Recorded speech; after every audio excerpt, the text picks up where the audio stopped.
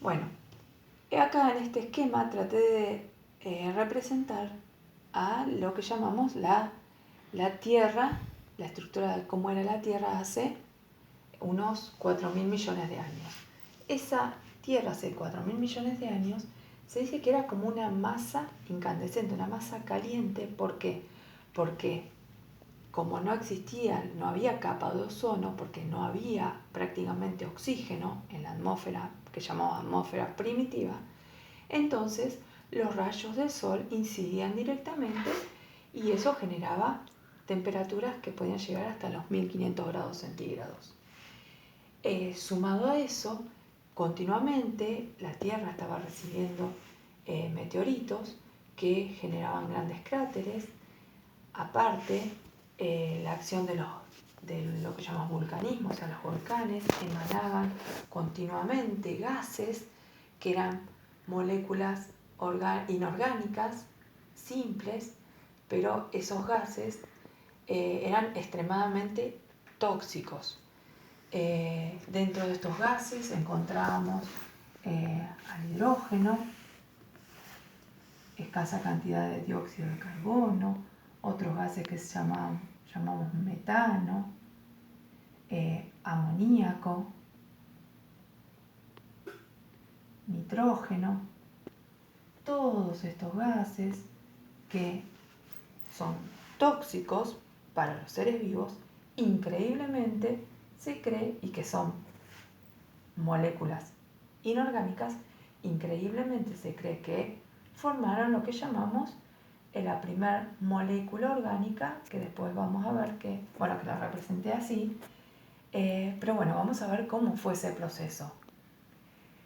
Entonces, pensemos que no había capa de ozono, no había oxígeno, por lo tanto, como no había oxígeno, no había capa de ozono. ¿Por qué digo esto?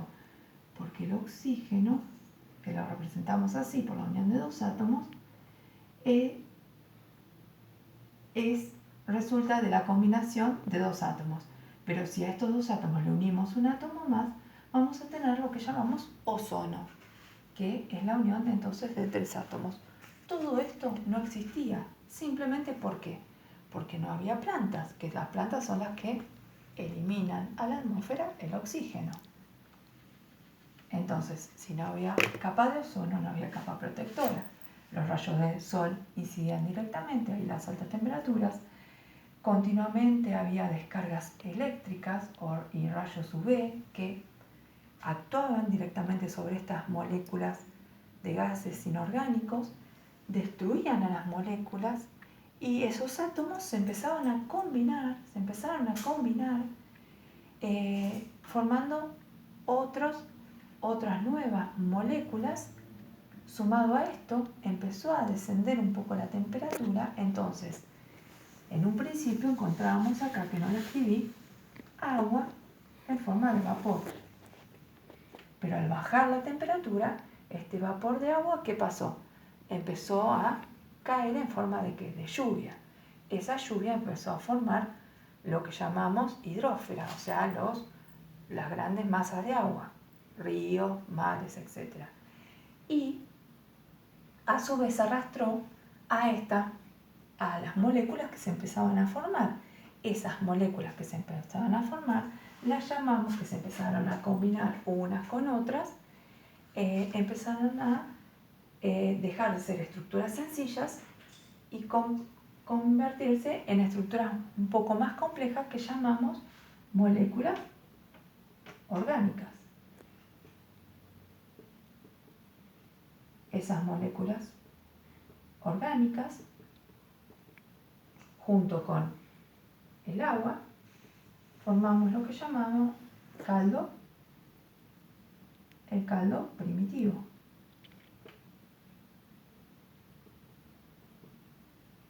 Estas moléculas orgánicas a su vez se siguieron combinando unas con otras hasta que se formó una estructura orgánica un poco más compleja, que estaba formada por una cápsula o membrana rica en lípidos que estaba protegiendo a una estructura de hidratos de carbono, de proteínas y de ácidos nucleicos. A esta estructura, fíjense que les mencioné las 4 biomoléculas que forman a todos los seres vivos. Esta primera estructura que contenía esas 4 biomoléculas la llamamos coacerva2,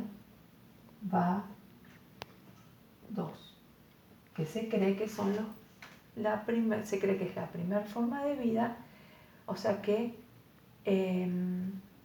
increíblemente bajo estas condiciones que yo les conté y a partir de compuestos inorgánicos se formó el primer compuesto orgánico que tuvo la capacidad de reproducirse, que se llamó coacervado.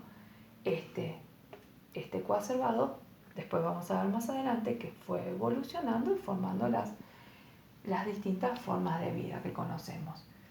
En esto se basa la teoría de Oparin y Haldane o quimiosintética.